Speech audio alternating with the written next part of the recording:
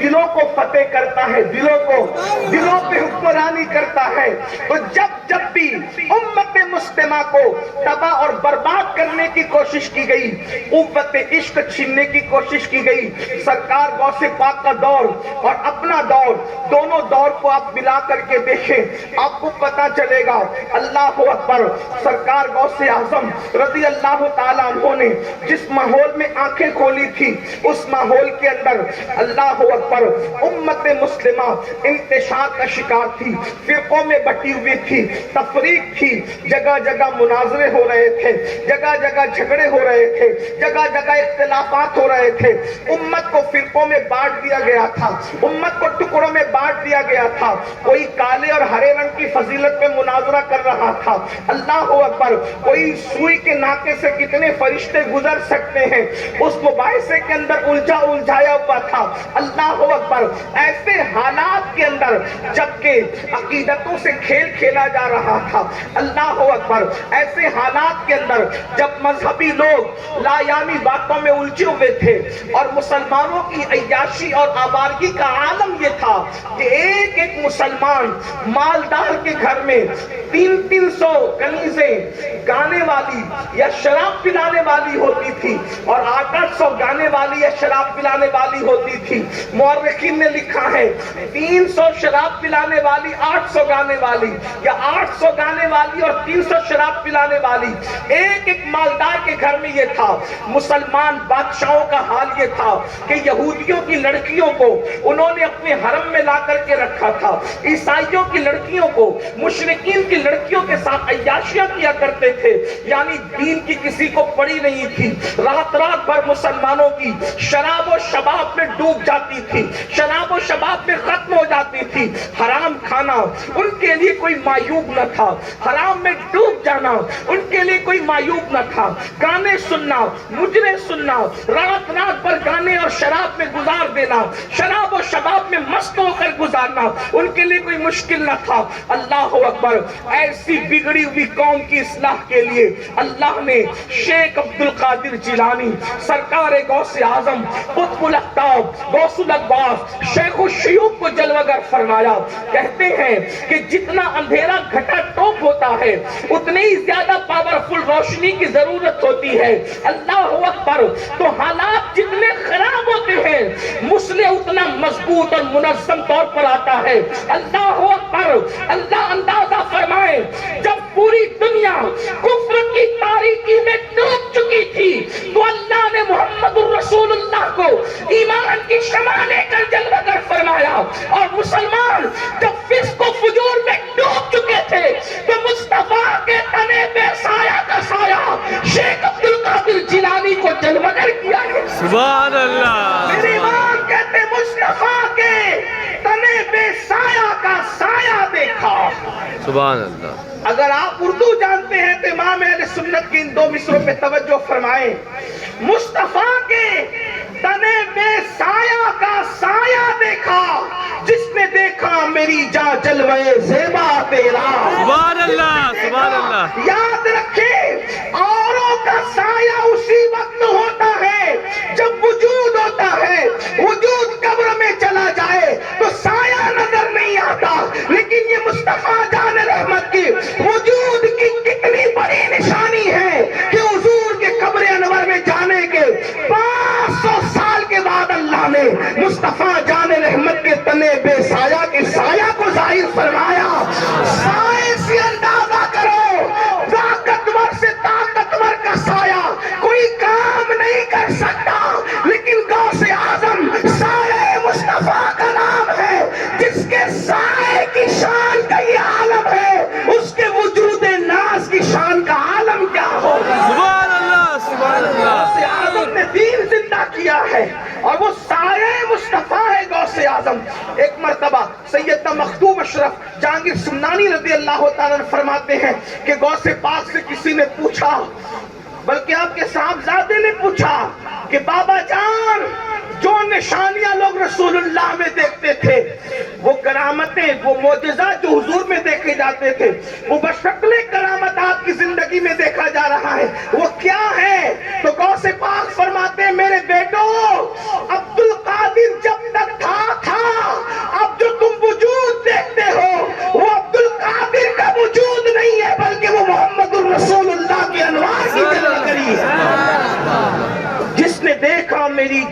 جلوہ زیبا تیرا. تو سرکار غوث اعظم کے دور میں حالات ایسے پیدا کیے گئے. اور آپ جانتے ہیں غوث پاک اور ہمارے دور میں جو بہت زیادہ مشابہت ہے وہ یہ, ان کے دور میں بھی بیت المقدس پر عیسائیوں کا قبضہ تھا. ہمارے دور کے بھی حالات آپ دیکھ لیں, اس پہ کوئی تبصرہ نہیں کروں گا, لیکن توجہ کریں. غوث پاک کے دور میں بگڑی ہوئی قوم کے حالات دیکھیں, اپنے دور میں بگڑی ہوئی قوم کے حالات دیکھیں.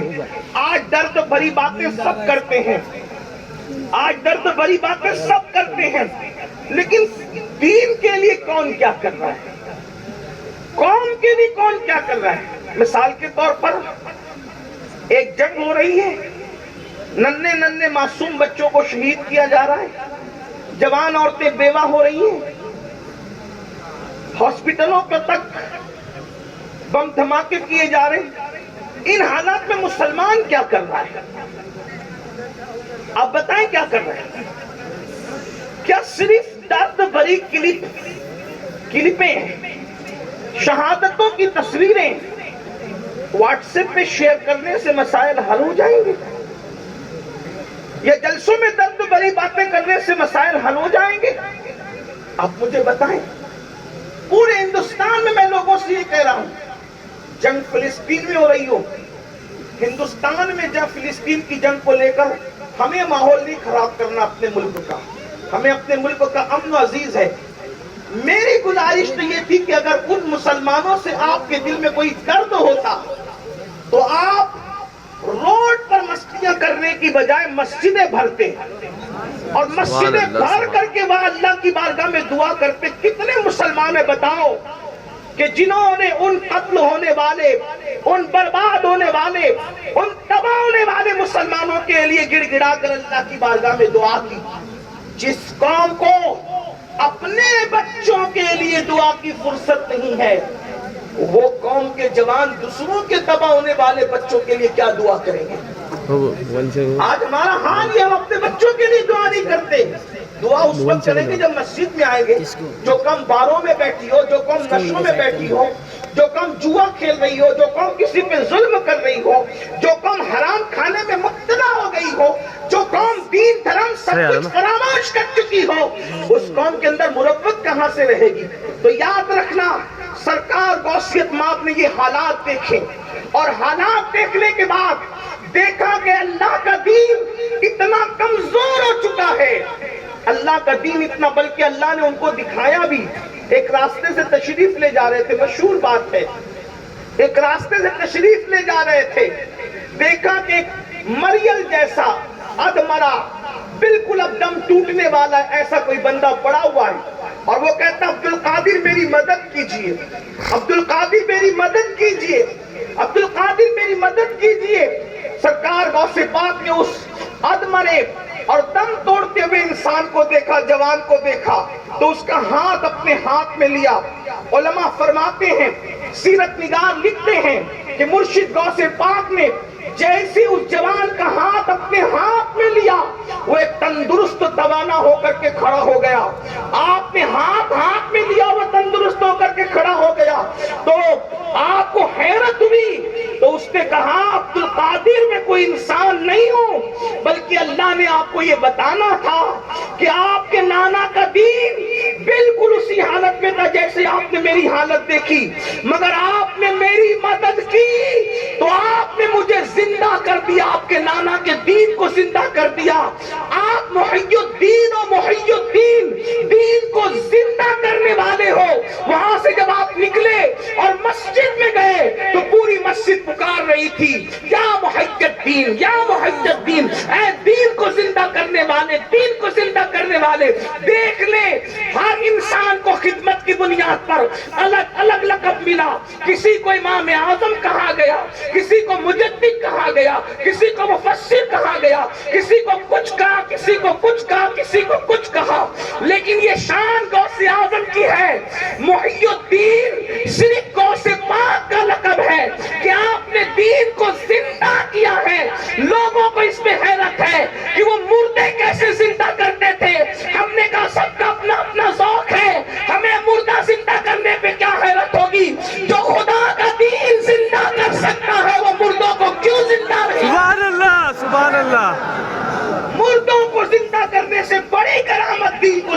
کرنا ہے، لیکن اس کے لیے غوث پاک نے محنت کتنی کی. آپ نے قوم کو قرآن و سنت کی طرف بلایا، آپ نے اللہ کے بندوں کو اللہ کی طرف بلایا، آپ نے واز کے ذریعے سے جو محنت کی ہے، آپ کی واز و نصیحت کی کل مدت جو ہے 40 سال کم و بیش بتائی جاتی ہے. اور آپ اللہ اکبر شروع میں جب خطاب فرماتے تھے، بلکہ آپ تو پہلے خطاب ہی نہیں کرتے تھے، آپ نے طویل عرصہ گمنامی میں گزارا، آپ کو کوئی جانتا نہیں تھا. غوث پاک فرماتے ہیں نہ میں بغداد والوں کو جانتا تھا، نہ بغداد والے مجھے جانتے تھے، بلکہ میں جنگلوں میں اللہ کی عبادتیں کرتا اور بھوک اور پیاس کی وجہ سے میں بے ہوش ہو کے زمین پہ گر پڑتا تو جنگلی لوگ یا شکاری لوگ یا لکڑہارے مجھے اٹھا کر کے لے جاتے اور مردہ سمجھ کر کے مجھے تختے پہ لٹا دیتے، اور جب غسل دینے کے لیے مجھ پہ پانی ڈالتے تو میں آنکھ کھول کر کے کہتا کیا کر رہے ہو؟ تو لوگ کہتے تو تو مر چکا تھا اجنبی. میں مستانہ وار نعرہ لگا کے نکل پڑتا. سرکار غوث پاک فرماتے ہیں اللہ کی عبادت میں نے اتنی مشقتیں جھیلی، جو تکلیفیں میں نے اٹھائی ہے، اگر وہ پہاڑ پہ ڈال دی جائے تو پہاڑ ریزہ ریزہ ہو جائے. یہ مرتبے یوں نہیں ملتے. آج مردہ زندہ کرنے کا شوق سب کو ہے، آج پانی پر چلنے کا شوق سب کو ہے، لیکن آپ سے پوچھتا ہوں جس قوم کا حال یہ ہو کہ جمعہ کی 14 رکعتیں پڑھنا بھی جن پہ بھاری پڑتی ہو، ان کو یہ مرتبے کیسے ملیں گے؟ ان کو یہ مقام کیسے ملیں گے؟ ان کو یہ عظمتیں کیسے ملے گی؟ یاد رکھنا یہ مرتبے یوں ہی نہیں ملا کرتے، بڑی محنتیں ہوتی ہے. تو سرکار غوثیت مآب، میں جلدی اپنی بات کی طرف آ رہا ہوں. سرکار غوثیت مآب نے پہلے تو گمنامے میں زندگی گزاری. خود فرماتے ہیں ایک مرتبہ رسول اللہ اور مولائے کائنات کی مجھے زیارت ہوئی. فرماتے میں نے حضور کو دیکھا، مولا علی کو دیکھا، تو اللہ کے رسول نے فرمایا عبد القادر میرے بیٹے تم خطاب کیوں نہیں کرتے، تم بیان کیوں نہیں کرتے؟ اس کی نانا جان میں اچمی ہوں. آپ کا تعلق گیلان سے تھا اور گیلان ایران کا ایک علاقہ ہے، تو اس کے نانا جان میں اجمی ہوں، یہاں کے لوگ عربی ہیں، میں کیسے خطاب کروں؟ تو اللہ کے رسول علیہ السلام نے فرمایا اپنا منہ کھولو، اور 7 مرتبہ لعاب دہن آپ نے غوث اعظم کے منہ میں ڈالا، اور 7 میں مولائے کائنات بھی تھے. مولا علی نے 6 مرتبہ ڈالا. تو غوث پاک عرض کرتے بابا جان نانا نے 7 مرتبہ اور آپ نے 6 مرتبہ کیوں ڈالا؟ قربان جائیں، ادب کا انداز دیکھیں. مولا علی فرماتے میرے بیٹے رسول اللہ کے ادب کی وجہ سے میں نے 6 مرتبہ ڈالا، اگر 7 مرتبہ ڈالتا تو برابری کا شائبہ ہوتا، اور اس میں بے ادبی تھی. تو بے ادبی سے بچنے کے لیے حضور نے 7 مرتبہ ڈالا تو میں نے 6 مرتبہ ڈالا. اس سے پتا چلا وہ علی مرتضی ہو کر حضور کا اتنا ادب کرتے ہیں. آج ہمارے پاس حضور کا کیا ادب ہے؟ ہم قوت عشق کی بات کرتے ہیں. جس قوم کے پاس ادب نہ اس قوم کے پاس عشق کیسے ہو سکتا ہے؟ عشق تو ادب والی قوم کے پاس ہوتا ہے، بے ادبوں کو کبھی عشق نصیب نہیں ہوتا. آج یہ قوم بے ادبی کی طرف ہے، بے ادب ہو چکی ہماری قوم. نہ ماں باپ کا ادب ہے، نہ بڑوں کا ادب ہے، نہ قرآن کا ادب ہے، نہ مسجدوں کا ادب ہے، نہ نماز کا ادب ہے، نہ ولیوں کا ادب ہے، نہ نبیوں کا ادب ہے. حتیٰ کہ یہ قوم اللہ کا ادب بھی بھول چکی ہے. وما قدر اللہ حق قدری، تم نے اللہ کی وہ قدر نہیں کی جو قدر کرنے کا حق تھا. جو قوم خدا کی بے ادب ہو جائے اس قوم کو تباہ ہی کیا جاتا ہے، اس قوم کو برباد ہی کیا جاتا ہے. آپ کہیں گے امین القادری تو کیسی بات کر رہا ہے، ہم اللہ کے بے ادب ہیں؟ میں نے کہا پھر کیا ہو، مجھے فلسفہ یا خود سمجھا دو یا سمجھ لو. اللہ کے بے ادب ہو، رسول اللہ کے بے ادب ہو، اور جان بوجھ کر نہیں، لاشعوری طور پر کر رہے ہو. میں آپ کو گستاخ رسول کہنے نہیں آیا، آپ مجھ سے بڑے عاشق رسول ہیں، آپ مجھ سے بڑھ کر اللہ سے محبت کرتے ہیں، لیکن لاشعوری طور پر ہی صحیح کہیں نہ کہیں بے ادبی ہو رہی ہے. آپ کہیں گے وہ کیسے؟ صرف مجھے ایسا لگتا ہے کہ ٹائم پورا ہو رہا ہے، 10 منٹ میں نپٹوں گا، بات سمیٹ لوں گا. وقت کی گنجائش جتنی بس اتنی بات کریں گے، لیکن اب توجہ کرنے چلیے اسی بات ختم کرتے ہیں. کیا اللہ کا ادب، رسول اللہ کا ادب یہ قوم بھول چکی، اسی لیے مٹ رہے ہیں، لٹ رہے ہیں۔ تمہارے گھر لوگوں کی عزت پر ہے، طوفان کی عزت پر ہے، تباہیوں کی عزت پر ہے، ہواؤں کی عزت پر ہے۔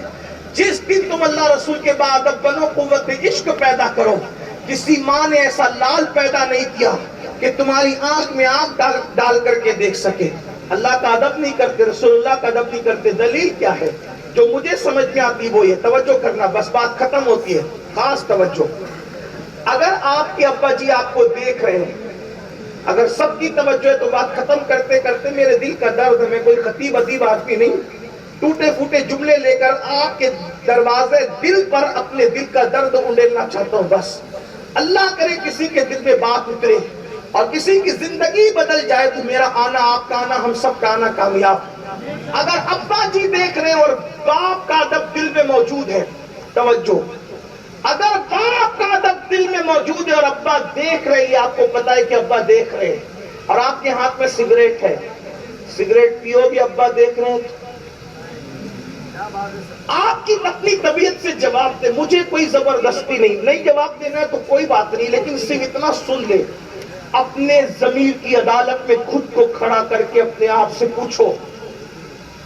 بہت عدالتوں کے دروازے کھٹکھٹائے، کچہریوں کے دروازے کھٹکھٹائے، کبھی اپنی ضمیر کی عدالت میں کھڑے ہو کر اپنے آپ کے خلاف مقدمہ کرو نا، پوچھو۔ اگر باپ دیکھ رہا ہے اور باپ کا سچا ادب تمہارے دل میں ہے تو تم اس کے سامنے سگریٹ نہیں پیتے۔ باپ دیکھ رہا ہو تو اس کے سامنے سگریٹ نہیں پیتے، باپ دیکھ رہا ہو اس کے سامنے کسی لڑکی کو نہیں چھیڑتے، باپ دیکھ رہا ہو باپ کے ناپسندیدہ کام نہیں کرتے۔ اگر باپ دیکھے تو سگریٹ نہیں پیتے اور اللہ دیکھ رہا ہے، پھر کس منہ سے زنا کرتے ہو؟ اللہ دیکھ رہا ہے، رات کے 3-3 4-4 بجے تک نرم گدوں پہ لیٹ کر کس منہ سے گندی فلمیں دیکھتے ہو؟ اللہ دیکھ رہا ہے۔ اگر آپ کا یہ عقیدہ ہے کہ اللہ نہیں دیکھ رہا ہے، پھر آپ سب کچھ ہو، مسلمان نہیں ہو سکتے۔ اور اللہ دیکھ رہا ہے تو باپ کے دیکھنے پہ سگریٹ چھوڑ دی، باپ کے دیکھنے پہ لڑکی کی طرف نظر نہیں ڈالی، اللہ تو ہر وقت دیکھ رہا ہے۔ اللہ فرماتا ہے ان اللہ کان علیکم رقیبا، اللہ تم پر کڑی نگرانی فرما رہا ہے۔ ان اللہ خبیر بما تعملون، اللہ کو تمہارے تمام اعمال کی خبر ہے، اللہ تمہارے ساتھ ہے۔ ہوا معکم اینما کنتم، تم جہاں کہیں ہو اللہ تمہارے ساتھ ہے، کمروں میں چھپے ہو تو بھی اللہ تمہارے ساتھ ہے، ہواؤں میں پرواز کر رہے تو بھی اللہ تمہارے ساتھ ہے، غاروں میں تو بھی اللہ تمہارے ساتھ ہے، زمین کی پستیوں میں تو بھی اللہ تمہارے ساتھ ہے۔ جب کوئی ساتھ نہیں ہوتا تو وہ ساتھ ہوتا ہے، جب تمہارے بدن پہ کپڑے بھی تمہارا ساتھ چھوڑ دیتے ہیں تو بھی وہ تمہارے ساتھ ہوتا ہے، تمہارا سایہ تمہارا ساتھ چھوڑ دیتا ہے تو بھی وہ تمہارے ساتھ ہوتا ہے، تمہارے افکار و نظریات تمہارا ساتھ چھوڑ دیتے ہیں پھر بھی وہ تمہارے ساتھ ہوتا ہے۔ کتنے ساتھ ہے؟ ہوا معکم اینما کنتم، تم جہاں کہیں ہو تمہارے ساتھ ہے۔ کتنے ساتھ ہے؟ تو کہتا ہے نحن اقرب الیہ من حبل الورید، وہ تمہاری شہ رگ سے زیادہ قریب ہے، ساری قربتوں کی حد ختم ہوتی ہے اس سے زیادہ وہ قریب ہے، جو اتنے قریب سے تمہیں دیکھ رہا ہے۔ پھر شراب کے اڈے کیسے آباد کرتے ہو؟ زنا کے اڈے کیسے آباد کرتے ہو؟ سود کے دھندے کیسے کرتے ہو؟ عورتوں پہ پاک کی نظر کیسے ڈالتے ہو؟ دوسرے مذہب کے لوگ عورتوں کو پاک کی نظر سے دیکھیں، ہمیں تعجب نہیں ہوتا، لیکن جس مذہب اسلام کی تعلیم یہ ہو، مذہب اسلام یہ کہتا ہے اگر عورتوں کے کپڑے سوکھ رہے ہوں، رسیوں پر دیواروں پر سوکھ رہے ہو، دوپٹے دوسرے کپڑے، ان کپڑوں کو ہی مت دیکھا کرو، یہ تقوی سے زیادہ قریب ہے، کیونکہ عورتوں کے سوکھتے ہوئے کپڑوں کو دیکھنے سے بھی دل میں گناہ کے جذبات پیدا ہوتے ہیں۔ سیدنا عیسیٰ علیہ السلام فرماتے ہیں ایک مقام پر عورت بیٹھ کر اٹھ گئی، عیسیٰ علیہ السلام کا قول امام ابن الجوزی نقل کر رہے ہیں، میں ساتھ حوالے بھی پڑھ رہا ہوں تاکہ انٹرنیٹ کا دور ہے آپ جا کر چیک کر سکیں۔ حضرت عیسیٰ علیہ السلام فرماتے، ابن الجوزی لکھتے ہیں ایک عورت بیٹھ گئی، اس کے بیٹھنے سے وہ جگہ گرم ہو گئی، تو تقویٰ یہ ہے کہ جب تک وہ جگہ ٹھنڈی ہو کر کے اس کا اثر ختم نہ ہو جائے مرد وہاں نہ بیٹھا کرے، اگر اس اس کی گرم کی بھی جگہ پہ مرد بیٹھے گا تو اس کے دل میں پاپ جنم دے گا، اس کے دل کے اندر جرائم کے جذبات جنم لیں گے۔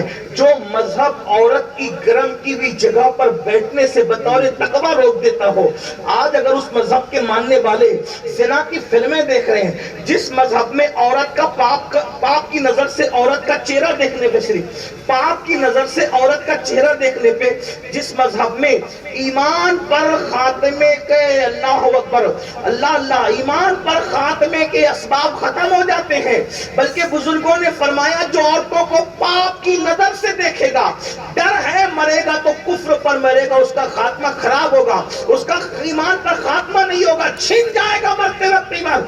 جو عورتوں کا چہرہ پاپ کی نظر سے دیکھے، مرتے وقت ان کی زبان پہ کلمہ نہیں آئے گا۔ جو زنا ہوتے ہوئے فلموں میں دیکھے ان کا کیا ہوگا؟ آپ اندازہ فرمائیں۔ اور پھر یہ چیز عام ہو رہی ہے، نالیوں کے کنارے بیٹھ کر، گاڑیوں میں بیٹھ کر، رکشوں میں بیٹھ کر، ٹیکسیوں میں بیٹھ کر رات دن اس جرم میں مبتلا ہو۔ ہنسنے کی بات نہیں ہے، یہ دنیا ہے، دنیا امتحان کا ہے۔ قرآن کہتا ہے الذی خلق الموت والحیات لیبلوکم ایکم احسن عملا، ہم نے زندگی اور موت پیدا کر کے تمہارا امتحان لیا ہے کہ کون تھوڑی سی زندگی پا کر اچھا عمل کرتا ہے۔ یہاں ہمیشہ رہنے نہیں آئے۔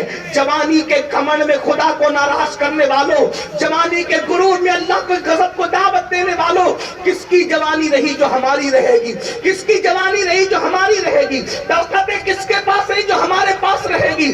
ایک دن بڑھاپا ضرور آئے گا، ختم ہونے والی جوانی چلی جائے گی، نہ ختم ہونے والا بڑھاپا ضرور آ کر رہے گا۔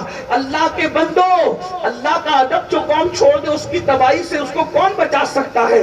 سب کو تو چھوڑو، ماں باپ کا ادب بھی گیا، خدا کا ادب بھی گیا، رسول کا ادب بھی گیا۔ یاد رکھنا، جس قوم کے پاس ادب نہیں، اس قوم کے پاس عشق نہیں، جس قوم کے پاس عشق نہیں، وہ قوم نہیں ہے بلکہ خاک اور راکھ کا ڈھیر ہے۔ اقبال کہتے ہیں بجھی عشق کی آگ اندھیر ہے، مسلمان نہیں راکھ کا ڈھیر ہے۔ راکھ کے ڈھیر سے بھی کبھی انقلاب آتا ہے، راکھ تو ادھر ادھر پھرتی رہتی ہے، ہواؤں کے دوش پر ذلیل و رسوا ہوتی رہتی ہے۔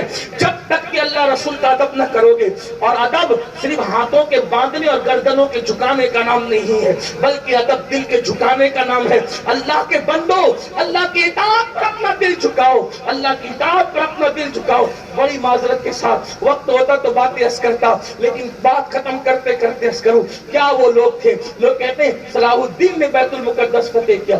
بیت المقدس فتح کرنے والے صلاح الدین کو تیار کس نے کیا؟ صلاح الدین کو تیار کس نے کیا؟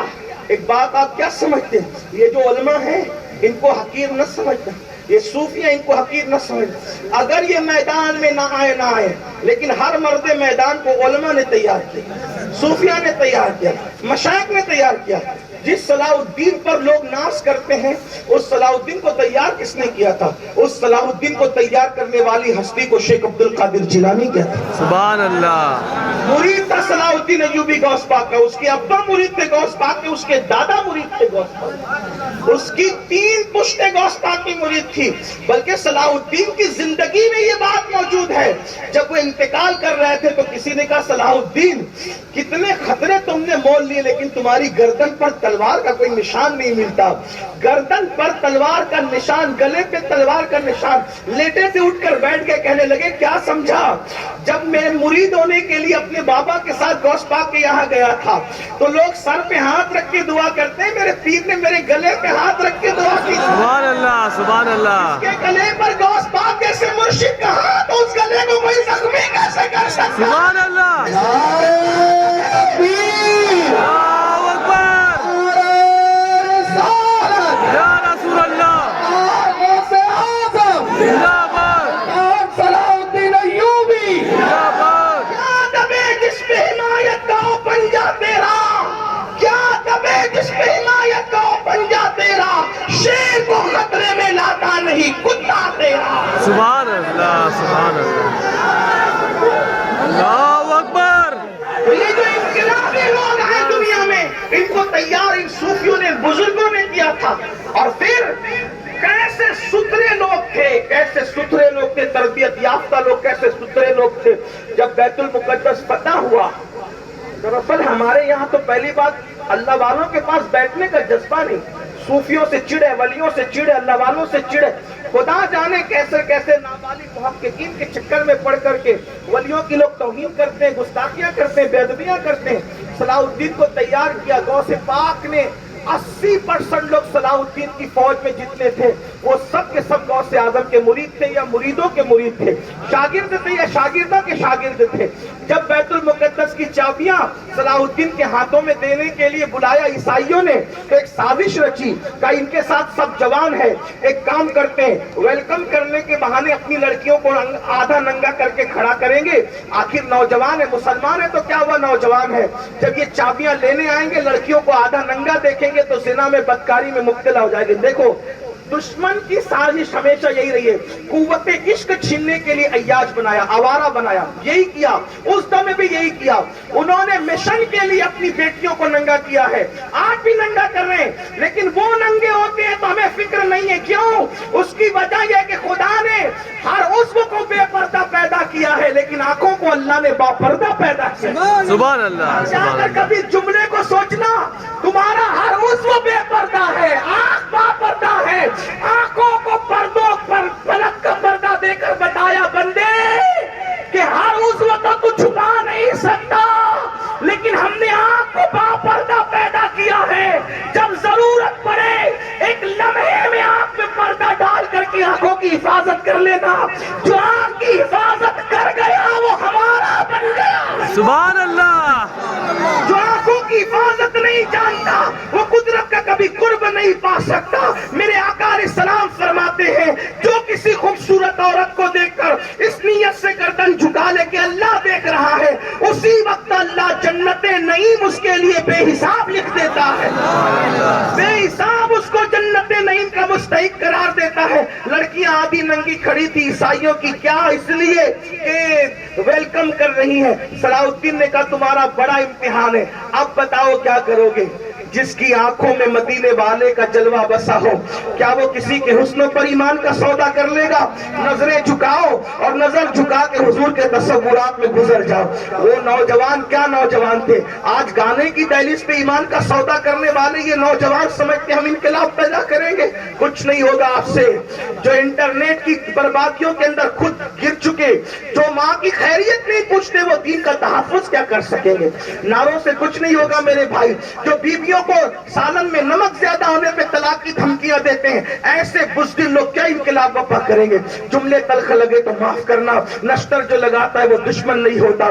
جس کو اپنے بچوں کی اسکول کی فیس بھرنے کی فکر نہ ہو وہ قوم میں کیا انقلاب برپا کرے گا؟ انقلابی کچھ اور لوگ ہوا کرتے ہیں۔ اللہ اکبر۔ صلاح الدین نے کہا نظریں جھکاؤ، رسول اللہ کے تصور میں، حسن و جمال کے تصور میں گزر جاؤ۔ اور وہ قافلہ گزرتا گزرتا گزرتا چلا گیا۔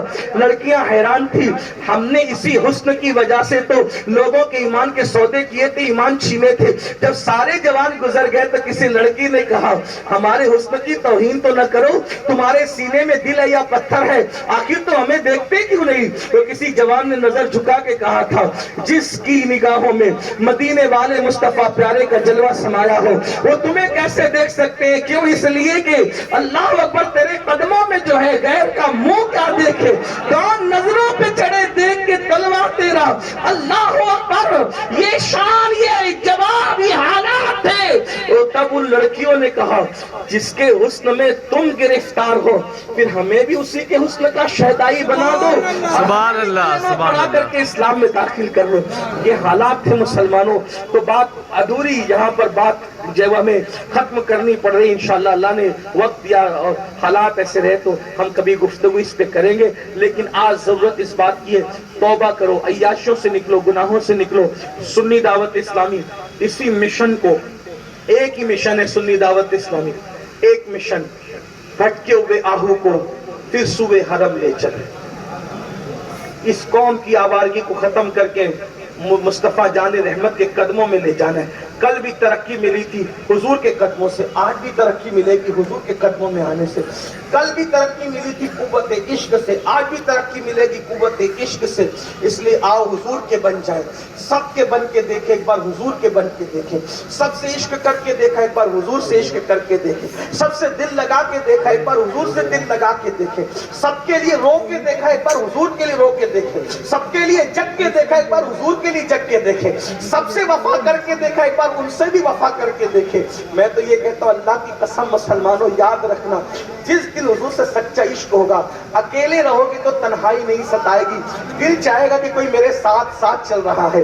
اگر تڑپو گے تو ایسا لگے گا کوئی مجھے تسلی دے رہا ہے، رو گے تو یوں لگے گا اپنے دامن سے کوئی تمہارے آنسوؤں کو خشک کر رہا ہے، بے قرار ہو جاؤ گے تو یوں لگے گا کوئی سینے پہ ہاتھ رکھ کے تمہیں تسلیاں دے رہا ہے۔ تم نے حضور کو سمجھا کیا ہے؟ ذرا ایک بار ان کے بن کے تو دیکھو، پھر کیا مزہ آتا ہے بننے میں۔ دنیا سے بیگانے ہو جاؤ گے تو عالم سے کرتی ہے بیگانہ دل کو عجب چیز ہے لذت آشنائی۔ ایک بار یار سے آشنائی کر کے تو دیکھو، پھر دیکھنا جینے کا مزہ کیا ہے۔ گناہوں میں مزہ نہیں ہے، ان کے عشق میں مزہ ہے۔ سچا ان کے عاشق بن کر دیکھو، یہاں بھی کامیابی وہاں بھی کامیابی، حتیٰ کہ زمین پہ انسان ادب کریں گے اور قبر میں نکیرین ادب کریں گے۔ میرے امام کہتے ہیں نکیرین کرتے ہیں تعظیم میری، فدا ہو کے تجھ پہ یہ عزت ملی ہے، خاک ہو کر عشق میں آرام سے سونا ملا، جان کی اکسیر ہے الفت رسول اللہ کی۔ ان کے بن کے دیکھو، توبہ کرو، گناہوں سے نکلو۔ گناہ ان کو اذیت پہنچاتے ہیں، تکلیف پہنچاتے ہیں۔ تو میرے عزیز سنی دعوت اسلامی کا مقصد یہی ہے، عشق رسول دلوں میں پیدا کرنا، عشق رسول کی شمع جلانا، نوجوانوں کو حضور سے قریب کرنا۔ اور اسی کی ایک کڑی یہ ہے کہ ہر سال ممبئی کی سرزمین پر وادی نور آزاد میدان میں سالانہ سنی اجتماع منعقد ہوتا ہے۔ اس سال بھی 1، 2 اور 3 دسمبر کو 2023 یعنی اس سال کے اخیر کی آخری مہینے کی پہلی تاریخ کو، 2 اور 3 تاریخ کو اجتماع ہوگا۔ آپ تفصیلات ہمارے الیاس اشرفی صاحب سے سماعت کر لیں اور انشاءاللہ اس میں خوب بڑی تعداد میں خود بھی شرکت کریں، دوست احباب کو بھی اس کی دعوت دیں۔ گفتگو کے درمیان کوئی غلطی اللہ پاک معاف کرے۔ استغفر اللہ ربی ان ربی لغفور الرحیم وما علینا الا البلاغ۔ السلام علیکم۔ ذرا محبت سے کہیں سبحان اللہ۔ سبحان اللہ۔ پیغام ملا ہے انشاءاللہ ہمارے لیے آپ